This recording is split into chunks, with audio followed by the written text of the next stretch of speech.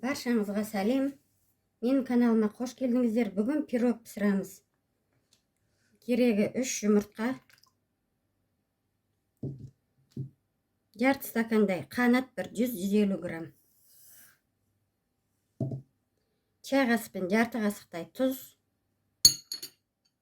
чай қасықтың ұшымен ванилин. Енді осылардың барлығын блендермен араластырып аламыз жақсылап.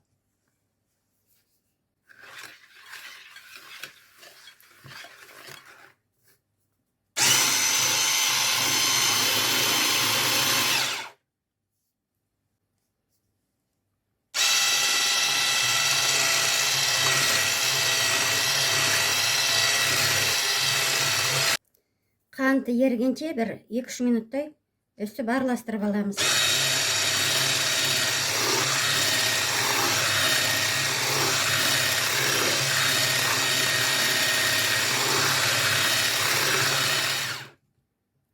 Енді 100-120 граммдай сұйық май құямыз. Жақсылап араластырып аламыз.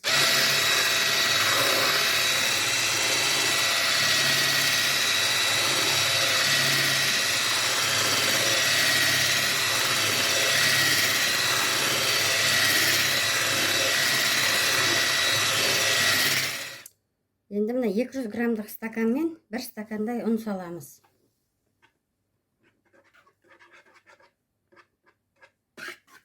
Шетінен араластырып,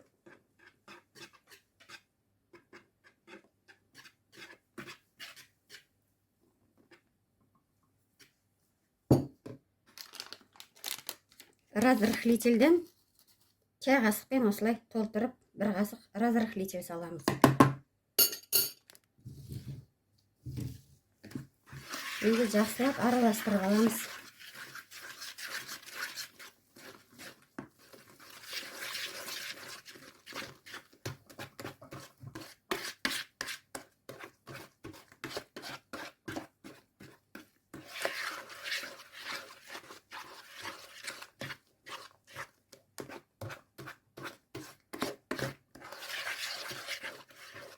Қазір бұл пирогымызды 180 градуста духовкамыз қыздырып қойдық.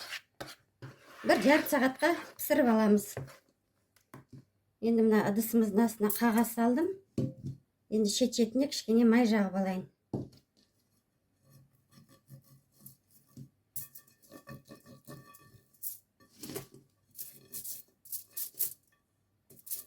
Жабысып қалмас үшін.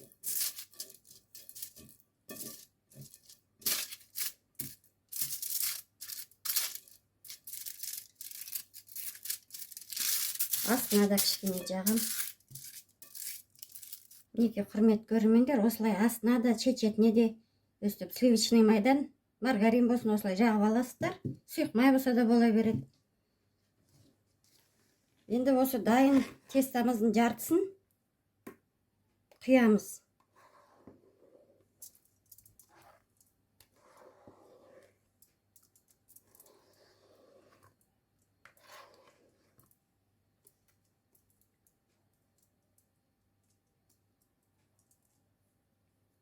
Енді осылай лопатамыздың көмегімен біркелкі қылып түбіне жаямыз.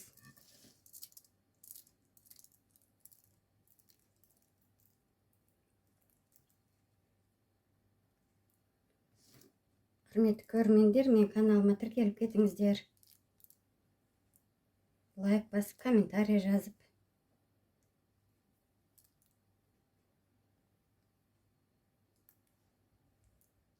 Енді ортасына қандай варенье бар үйде, өзіңіз жақсы көретін вареньеңізді қоссаңыз болады.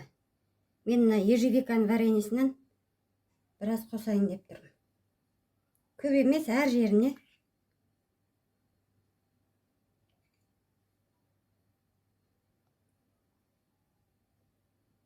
Осылай. Енді қалған нанымызды салып аламыз үстіне. Лопатамыздың көмегімен осы қалған нанымызды салып алайық.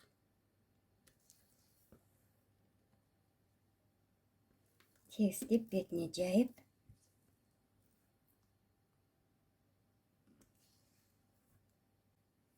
осылай бетіне тегістеп жайып аламыз.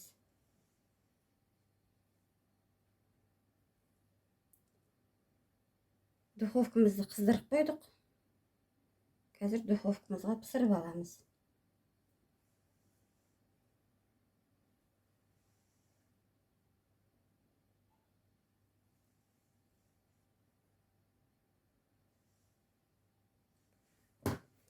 Енді бетіне кішкене себейік вареньемізді.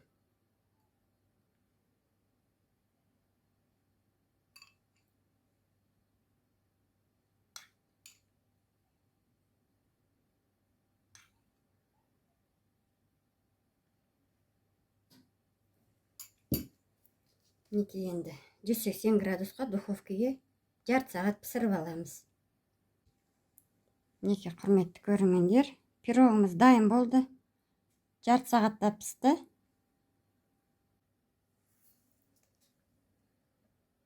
Бетіне кішкене сахарный пудра себейік.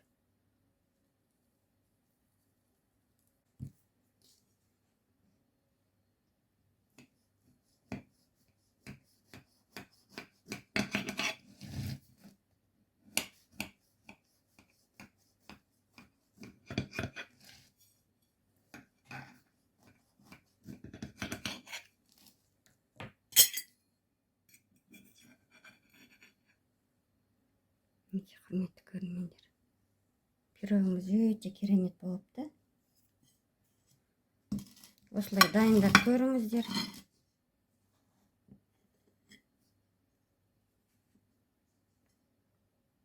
Астарыңыз дәмді болсын. Келесі кездескенше аман сау болыңыздар.